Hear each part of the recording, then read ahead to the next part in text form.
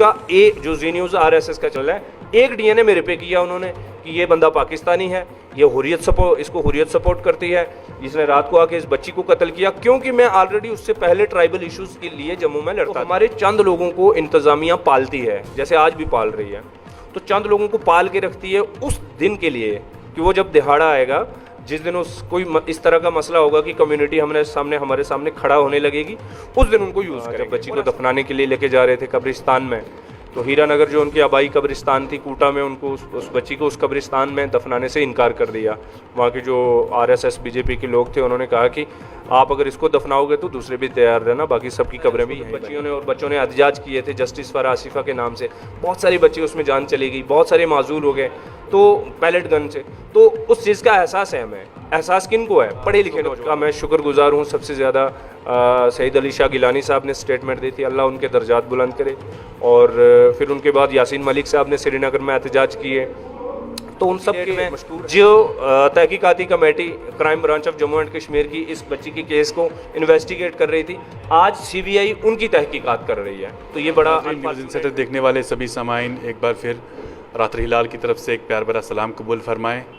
नाज़रीन, आपको याद होगा कि 2018 में आसिफा का एक रेप केस सामने आया था जो कठुआ से थी, और जिस मसले में 8 लोगों को मुलविस पाया गया था, जिनमें से 4 अभी भी उम्र कैद की सज़ा ले रहे हैं और 4 पुलिस वाले भी उसमें शामिल थे।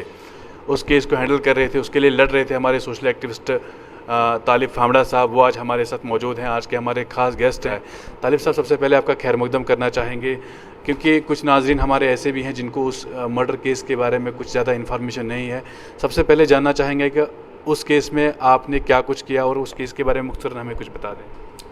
बहुत बहुत शुक्रिया हिलाल भाई। सबसे पहले तो मैं आपका मशकूर हूँ कि आपने मुझे वक्त दिया। जहाँ तक ताल्लुक़ है आसिफा के उस मासूम बच्ची के कत्ल केस का, तो उसमें हुआ ये था कि 7 जनवरी 2018 में इस बच्ची को किडनैप किया गया और 17 जनवरी को इस बच्ची की डेड बॉडी जंगल में से पास में से मिली। और जब उसकी डेड बॉडी मिली तो खैर उसके मिलने से और गायब होने और डेड बॉडी के मिलने के बीच में ही मुझे पता चल गया, मेरे साथियों को पता चल गया। तो हम उस केस को ऑलरेडी फॉलो कर रहे थे कि 17 तारीख को सुबह हमें कॉल आया कठुआ से, तब मैं जम्मू में था, और उन्होंने कहा कि बच्ची की डेड बॉडी मिल गई। फिर हमने जब उसको फॉलो किया तो फिर एक एक कड़ियाँ जो थी चीज़ें खुलती गईं। उसके बाद फिर पता चलता गया, ज़मीन पे काम किया, वहाँ पे टिके, चूँकि अब जब बच्ची को दफनाने के लिए लेके जा रहे थे कब्रिस्तान में, तो हीरानगर जो उनकी आबाई कब्रिस्तान थी कूटा में, उनको उस बच्ची को उस कब्रिस्तान में दफनाने से इनकार कर दिया। वहाँ के जो RSS BJP के लोग थे, उन्होंने कहा कि आप अगर इसको दफनाओगे तो दूसरे भी तैयार रहना, बाकी सबकी कब्रें भी यहीं बनेंगी। कि दीपक खजूरिया नामी एक पुलिस वाला था, तो ये बहुत बड़ी इन्वॉल्वमेंट इसकी नज़र आ रही है हमें। तो इसको गिरफ़्तार होना चाहिए, इस पे इसकी इन्वेस्टिगेशन होनी चाहिए। तो पहले तो पुलिस ने बहुत बीच बचाव किया, लेकिन बिल आखिर खुदा का करम हुआ कि बच्ची के मर्डर के, यानी कि बच्ची की डेड बॉडी मिलने के ठीक 1 महीने के बाद दीपक खजूरिया को गिरफ़्तार किया गया। हालांकि पुलिस की जो फर्स्ट SIT थी, उसने ये कहा कि केस को गोलमोल करने की कोशिश की थी कि एक शुभम सांगड़ा नामी एक नौजवान है जो कि कम उम्र है और नाबालिग है अभी, तो यही एक बंदा है। तो हमें भी उस चीज़ से बहुत अजीब लगा। उसके बाद हमने शोर मचाना शुरू किया और पता नहीं क्यों अल्लाह तबारक व तआला की तरफ से ही थी चीज़ें कि अलामी तौर पे ये कुछ समझ आने लगा कि नहीं, ये एक अकेला बंदा भी नहीं है और ये नाबालिग भी नहीं है। इसकी आड़ में इसको नाबालिग बता के आप इसे भी बचा रहे हो और इसकी आड़ में और बहुतों को बचा रहे हो। तो बहरहाल अल्लाह ने मदद की, बहुत सारे बेशुमार फिर उसके अंदर चीज़ें खुलती गईं, फिर सांजी राम की चीज़ें सामने आई। लेकिन मैं आपको एक चीज़ यहाँ पे बिल्कुल बहुत इम्पोर्टेंटली बताना चाहूँगा कि जब बच्ची का चहारम था तो हमने फ़ैसला किया कि हम चहारम पे सारे लोग इकट्ठे होंगे। तो अलग अलग अज़ला से, कठुआ की अलग अलग तहसीलों से लोग इकट्ठे हुए और डिफरेंट डिस्ट्रिक्ट से भी, जम्मू के अलग अलग अज़ला जो थे वहाँ से लोग पहुँचे, वहाँ पे नौजवान पहुँचे बड़ी तादाद में। और उन सब ने ये फ़ैसला किया हमने मिल के कि चूँकि अब पुलिस खेलना चाहती है तो पुलिस की बात पे किसी पे हमें एतबार नहीं होगा। तो फिर हमने बिल आखिर सड़क का रुख अपनाया और हमने धरना दिया, जो कि 6-7 घंटे हुआ था उस दिन। और 21 जनवरी मुझे याद है आज भी कि 21 जनवरी का दिन था वो, और हमने धरना दिया जिसमें हमारी डिमांड ये थी कि जब तक आप इस केस में किसी जज साहब को मुंतखब नहीं करते इसकी तहकीकात करने के लिए, हमें पुलिस में अगर डीजीपी साहब भी करेंगे हमें कोई यकीन नहीं। तो बहरहाल उस वक्त मुझे उठा लिया गया।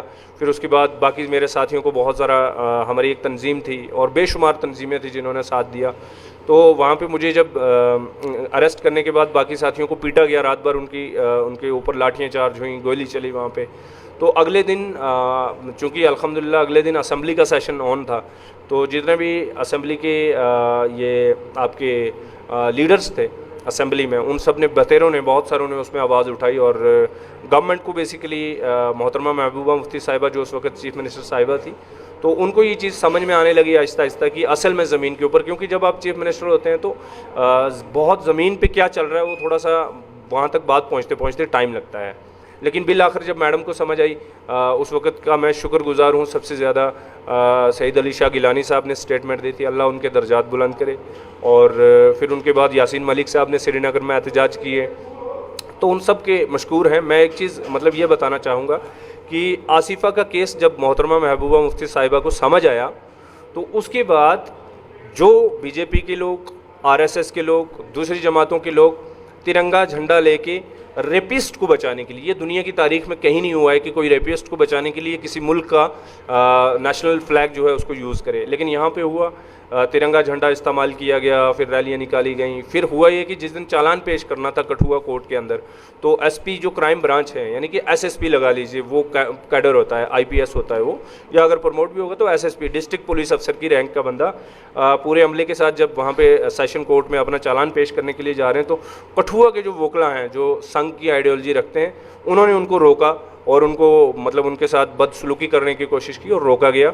और बिल आखिर जब चालान पेश हो गया अल्हम्दुलिल्लाह, वहाँ तो फिर हमें ये ख़दशा लगा कि हमें ये डर पैदा हुआ कि जब ये बच्ची का केस, हालांकि एक लंबी कहानी है, वो बहुत लंबी कहानी है कि फिर उसके बाद हमें धरने पे जाना पड़ा, 6 दिन मैं भूख हड़ताल पे रहा। लेकिन बिल आखिर गुजारिश ये करना चाहता हूँ कि उसमें देखें, कुरान के अंदर ये लिखा हुआ है, अल्लाह तबारक व तआला कुरान में कहते हैं कि ऐ बनीनु इंसान, मैंने तुम्हें एक माँ और एक बाप से पैदा किया, तुम्हें ज़ात और बिरादरियों के अंदर इसलिए बांटा है कि तुम्हारी शनाख्त हो सके। तो शनाख्ती तौर पे बाकी हम सब एक ही हैं, पूरे इंसान ही एक हैं, फिर मुसलमान तो हैं ही एक हैं, लेकिन उसके बाद भी शनाख्ती तौर पे अगर मैं बताऊं तो जिस कबीले से ये बच्ची थी उसी कबीले से मैं भी हूँ, मैं ट्राइबल हूँ, मैं भी गुजर हूँ, वो बच्ची भी गुजर थी। बदकिस्मती से जैसे हमेशा होता रहा है, जब भी किसी बच्ची का कत्ल हुआ, जब भी किसी बच्चे का कत्ल हुआ, जब भी किसी ट्राइबल मुस्लिम के साथ जुल्म हुआ, तो हमारे चंद लोगों को इंतज़ामिया पालती है, जैसे आज भी पाल रही है।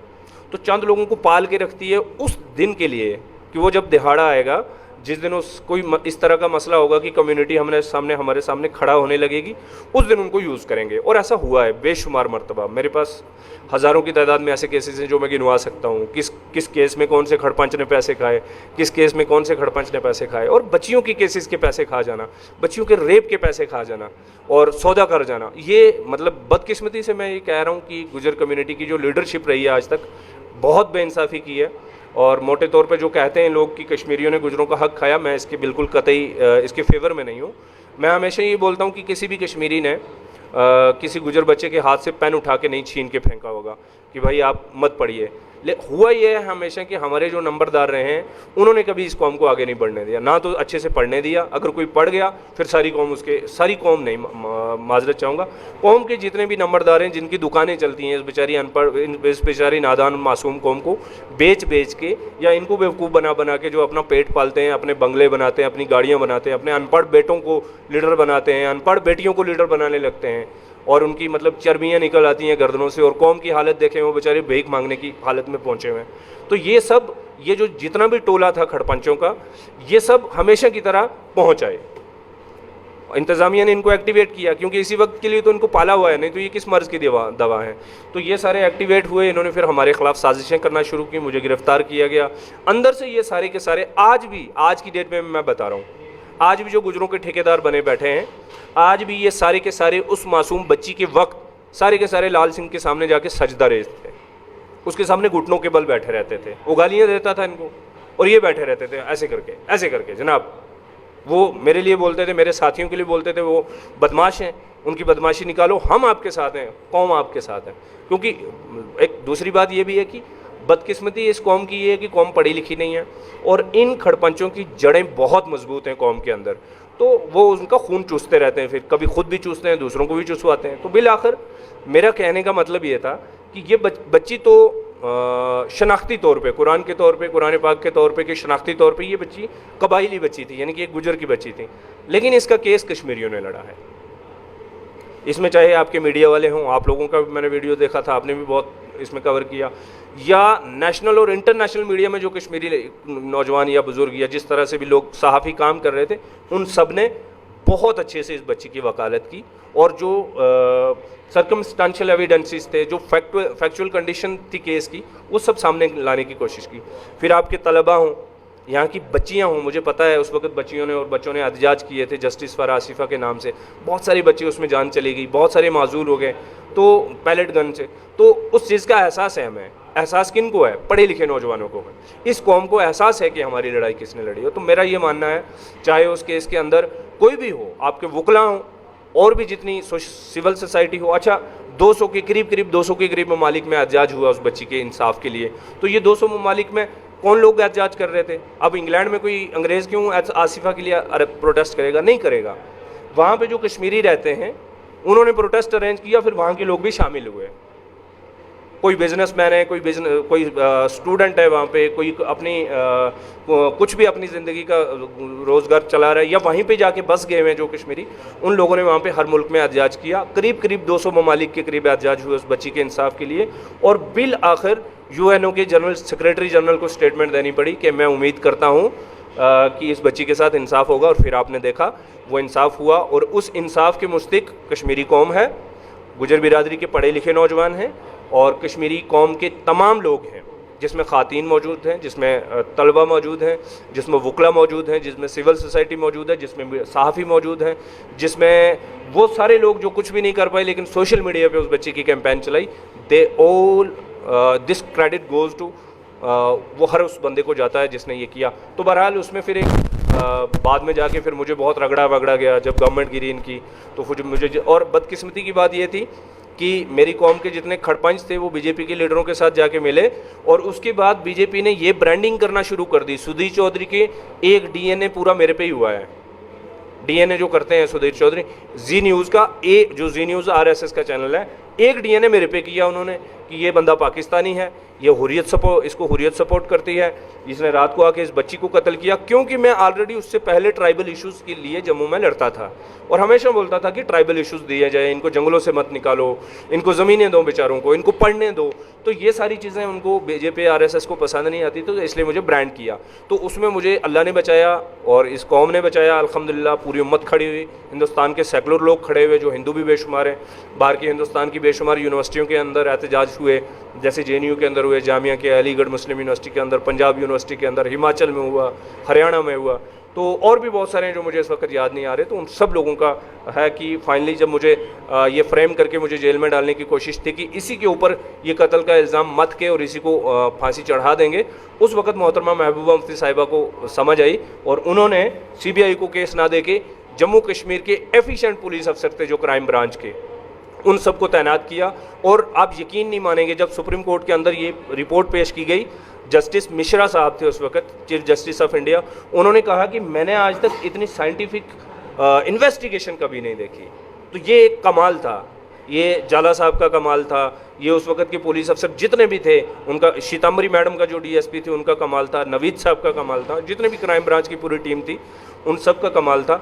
उनकी मेहनत है और सलाम पेश करना चाहिए। उनमें उनको बहुत टॉर्चर किया गया, बाद में उनके ऊपर इल्ज़ामात लगाए गए, उनके ऊपर FIR लगाने की कोशिश की गई, उनके ऊपर आज की डेट में जो तहकीकाती committee crime branch of Jammu and Kashmir की इस बच्ची के केस को इन्वेस्टिगेट कर रही थी, आज CBI उनकी तहकीकात कर रही है। तो ये बड़ा अनफॉर्चुनेट है और बिलाखिर अल्हम्दुलिल्लाह खुदा ने, मतलब जो हमने तवक्को किया था कि उसमें उम्र फांसी होनी चाहिए सबको, बहरहाल वो तो नहीं हुई, लेकिन उम्र कैद दी जज साहब ने डिस्ट्रिक्ट हमें सेशन कोर्ट से, हमें पठानकोट कोर्ट से हमें ये मिला, तो अल्हम्दुलिल्लाह वो हो गया। अब देखते हैं, हाई कोर्ट पंजाब चंडीगढ़ के अंदर चल रही है इसकी प्रोसीडिंग, और उसमें एडवोकेट मुबीन फारूकी पहले भी लड़ रहे थे, आज भी हैं, और टॉप के सीनियर एडवोकेट्स जो हैं वो हायर किए हुए हैं। और आज क्राइम ब्रांच की तरफ से शायद थोड़ा सा वीक पड़ गया होगा क्योंकि आज चीज़ें बदल गई हैं, लेकिन जो वकील हमने वहाँ पे हायर किए थे, जैसे मुबीन भाई हैं या और वहाँ पे सीनियर हैं, सीनियर एडवोकेट्स हैं, तो वो बहुत अच्छे से इंशाल्लाह प्रोसीडिंग चल रही हो। मुझे उम्मीद है कि इंशाल्लाह आगे भी हमें हाई कोर्ट से भी एक अच्छा फ़ैसला मिलेगा। और एक चीज़ आखिर में बताऊं कि हमने उस वक्त कहा था कि ये बच्ची के केस में कोई भी पैसा जमा ना किया जाए, और बेशुमार पैसे इसी बरादरी के वही खड़पंच जो मुझे जेल भेजना चाहते थे, उन्होंने अकाउंट खड़े किए, उन्होंने उस बच्ची के नाम पे पैसे इकट्ठे किए और वो पैसे सारे गाबन कर लिए। आज उन पेरेंट्स से आपने देखा होगा मीडिया पे, नेशनल मीडिया पे, कि वो वालिदैन रोते हैं बेचारे, बोलते हैं हमें सिर्फ 4 लाख रुपया मिला और पता नहीं कितने करोड़ों रुपया है, खुदा जानता है कौन खा गया। हमें तो पता है कौन खा गया, लेकिन फ़िलहाल हमारे केस की दिक्कत ये है, अगर हम ये चीज़ उठा के मीडिया में लाते हैं कि कौन कौन बंदे हैं, तो वो उससे होता ये है कि at the end of the day तो हैं तो वो मुसलमान ही खाने वाले। तो उसमें ये होता है कि हाई कोर्ट चंडीगढ़ के अंदर जो हमारा केस है, जिसमें बीजेपी ऑलरेडी प्लीड करती है कि भाई इन्होंने खुद मारा है इस बच्ची को पैसों के लिए, पैसे इकट्ठे करने के लिए, तो वो उनका लॉजिक स्ट्रांग हो जाता है। तो ये हमारी बदकिस्मती भी है, और अल्हम्दुलिल्लाह लड़ना तो मकसद ही था। बहुत बहुत शुक्रिया आपका। तो ये थे हमारे साथ सोशल एक्टिविस्ट तालिब साहब। हम चाहेंगे कि अगली बार फिर से किसी मुद्दे पे आपसे बात होगी, तब तक के लिए हमें दीजिए इजाज़त। अल्लाह ने के बाद।